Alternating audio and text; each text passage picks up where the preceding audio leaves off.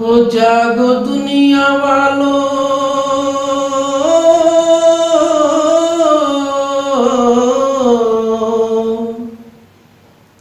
हे जागो दुनिया वालों, हे जानो सत्य नाम। जागो दुनिया वालों, हे जानो सत्य नाम। बिना नाम जाने न होगा कल्याण। आप सभी को प्रणाम। शुद्ध सनातन की जय। ईश्वर की असीम अनुकंपा से, गुरु महाराज के असीम अनुकंपा से हम सभी लोगों को भगवत चर्चा करने का परम सौभाग्य प्राप्त हो रहा है। गुरु कृपा से हम सभी लोग लंका कांड के उस अध्याय का रसास्वादन कर रहे हैं, जिसमें हम देखेंगे कि जब रावण बुरी तरीके से प्रभु की सेना को विचलित कर देता है, लक्ष्मण को भी मूर्छित कर देता है और स्वयं जो है घायल होने के बाद लंका में आकर के एक ऐसा यज्ञ करना स्टार्ट कर देता है, विजय यज्ञ करना स्टार्ट कर देता है कि यदि वो उसमें सफल हो जाता तो उसके साम्राज्य का कभी अंत नहीं होता। विभीषण जी प्रभु से कहते हैं कि प्रभु शीघ्र उसके विजय यज्ञ को नष्ट करवाइए। अब प्रभु आज्ञा दे देते हैं, हनुमान और अंगद जाओ और जा करके उसके यज्ञ का विध्वंस करो। कथा इस प्रकार से आगे बढ़ती है कि प्रभु की आज्ञा मिलते ही हनुमान और अंगद आदि बंदर कूदते फादते रावण के महल में जा घुसते हैं। उसे ललकारते हुए कहते हैं, अरे वो निर्लज्ज कायर। उसको चिढ़ाते हैं, किसी तरह से चिड़चिड़ा करके या छोड़ के खड़ा हो जाए। कहते हैं कि तुम्हें शर्म नहीं आती कायर कहीं का, कि तू युद्ध भूमि से भाग आया पीठ दिखा करके। और अंगद उसको एक लात मारते हैं, बेचारा गिर भी जाता है और ऊपर से जो है बंदर वालों उसको काटने पीटने भी लगते हैं। और उसके महल में जो स्त्रियां होती हैं उनके बाल पकड़ करके खींचने लगते हैं। मतलब इतना वो शोर शराबा वहां होने लगता है कि अब रावण उसमें भी घबरा जाता है, वो गुस्से में आ जाता है, यज्ञ छोड़ करके खड़ा हो जाता है और फिर वो भी बानरों को पटक पटक करके मारने लगता है। और इसी बीच दूसरे जो बानर बचते हैं उन्होंने यज्ञ को विध्वंस कर दिया। रावण का यज्ञ जो है वो नष्ट हो जाता है। तुलसीदास जी महाराज कहते हैं, यज्ञ विध्वंसी कुशल कपि आए रघुपति पास। चले निशाचर क्रोध होई, त्याग जीवन कयास। अब यज्ञ विध्वंस करके सभी प्रभु श्री राम के पास लौट आते हैं। हताशा में रावण हो जाता है। उधर अब देखिए, अब देवता प्रभु से कहते हैं कि प्रभु आपका युद्ध उस रावण से हो रहा है जिसने हम लोगों को परेशान कर रखा है, हम लोग को जीने नहीं दे रहा है, हम लोग डर डर के उससे छिप छिप के रह रहे हैं। प्रभु और लीला ना करिए, उसको अब शीघ्र उसका अंत करिए। प्रभु हंसते हैं, कहते हैं चिंता मत करो, थोड़ा सा और इंतजार करो, इसका काम मैं तमाम करता हूं। अब इसी बीच निशाचरों की घनी सेना आ जाती है। दोनों ओर से योद्धा पर्वतों का प्रहार करने लगते हैं, मानो वज्रपात हो रहा हो। अब प्रभु श्री राम ने बाणों की झड़ी लगाते हुए कई राक्षसों को मार दिया। अब जब बानर ऐसा देखते हैं कि प्रभु कई राक्षसों को एक साथ मारते जा रहे हैं, तो उनमें भी अपना जोश आ जाता है और वो भी रावण के झुंडों को मसल मसल के मारना शुरू कर देते हैं। अब रावण हृदय में विचारने लगा, सोचने लगा कि राक्षसों का नाश हो रहा है, मैं अकेला हूं और बानर भालू बहुत हैं, अब मैं अपार माया रचूं।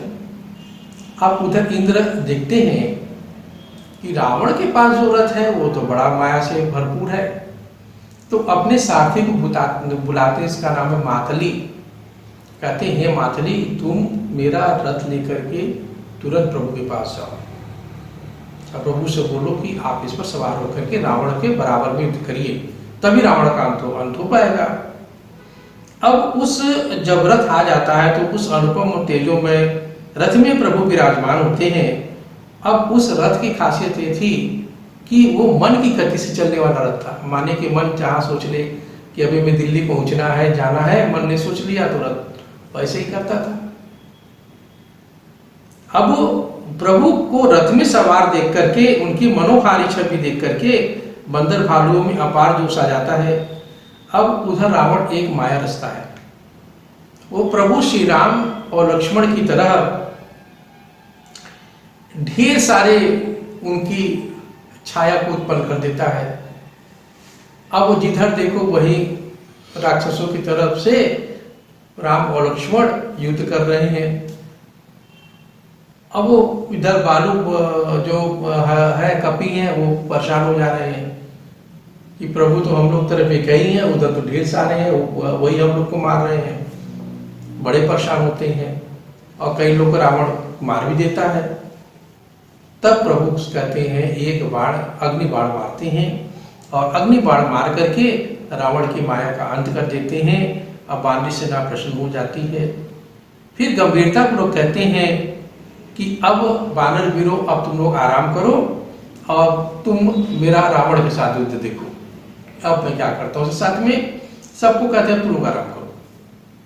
उधर रावण दुष्ट वचन बोलता है, कहता अरे तपस्वी, तूने जिन योद्धाओं को मारा मैं वैसा नहीं हूं।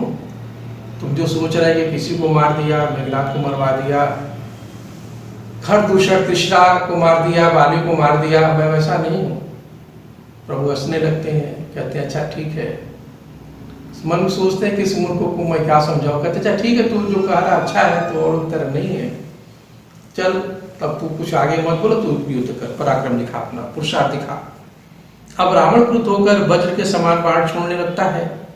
अनेकों प्रकार के बाण छोड़े जो सब तरफ पृथ्वी आकाश सारे कोण में सब छा जाते हैं। अब प्रभु एक अग्नि बाण छोड़ते हैं जिससे कि रावण के सब बाण क्षण भर में भस्म हो जाते हैं। तब उसने खिसियाकर शक्ति बाण छोड़ा। अब दूसरा कोई होता बचता नहीं। अब स्वयं ब्रह्मांड के नियंता सामने खड़े हैं तो उन्होंने कहा कि थोड़ी सी शक्ति तो मैं इसको दिखाऊंगी, ये मेरी ही शक्ति मेरे ऊपर छोड़ रहा है, क्योंकि प्रभु की शक्ति से ही सभी हम सभी आप सभी लोग चलते रहते हैं। ये बात आप समझ लीजिए। उस शक्ति बाण को पकड़ लेते हैं और वापस उसी के पास भेज दिया, यानी रावण को ही उल्टा चोट लग जाता है। अब रावण ने अब रावण एक और फिर गलती करने लगता, क्या करता है, अब रावण ने प्रभु के सारथी को 100 बाण मारे, वह पृथ्वी पर गिर पड़ता है। अब प्रभु को क्रोध आ जाता है। अब वो धनुष ले लेते हैं और अपने धनुष के टंकार उत्पन्न करते हैं।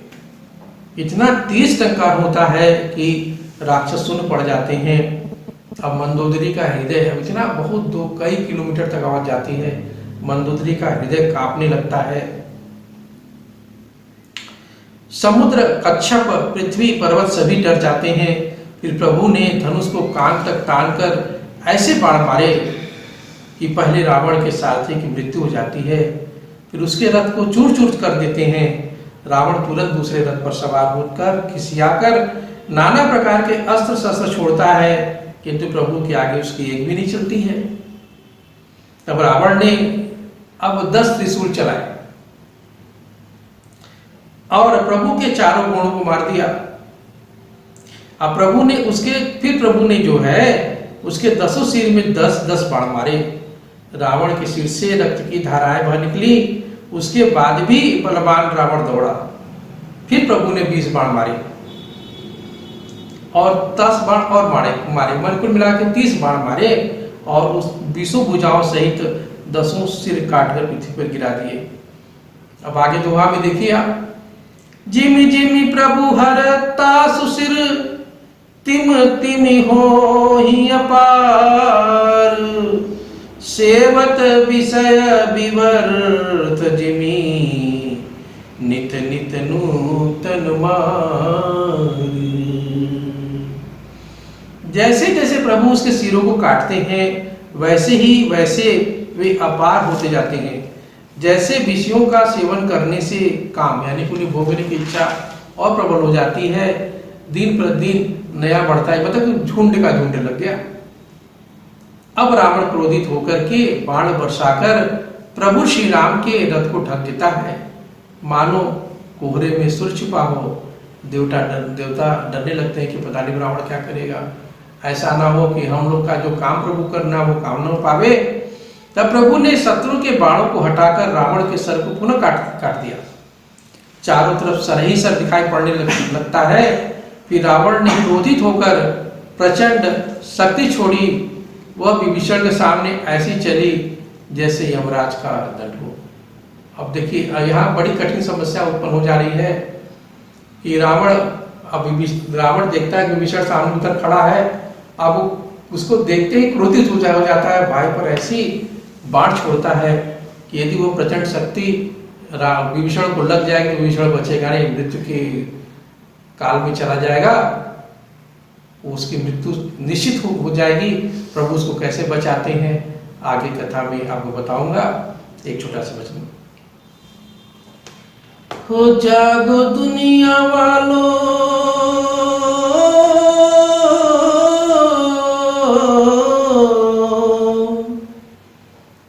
हे जागो दुनिया वालों, हे जानो सत्य नाम। जागो दुनिया वालों, हे जानो सत्य नाम। बिना नाम जाने ना होगा कल्याण, बिना नाम जाने ना होगा कल्याण। आया था दुनिया में नाम जपन को, जपने लगा उस माया ठगन को। आया था दुनिया में नाम जपन को, जपने लगा उस माया ठगन को।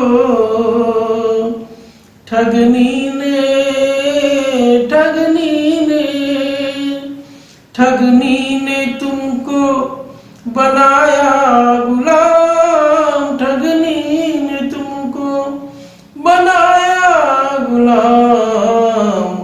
बिना नाम जाने न होगा कल्याण, बिना नाम जाने न होगा कल्याण। तो जागो दुनिया वालों, हे जानो सत्य नाम। जागो दुनिया वालों, हे जानो सत्य नाम। बिना नाम जाने न होगा कल्याण, बिना नाम जाने न होगा कल्याण।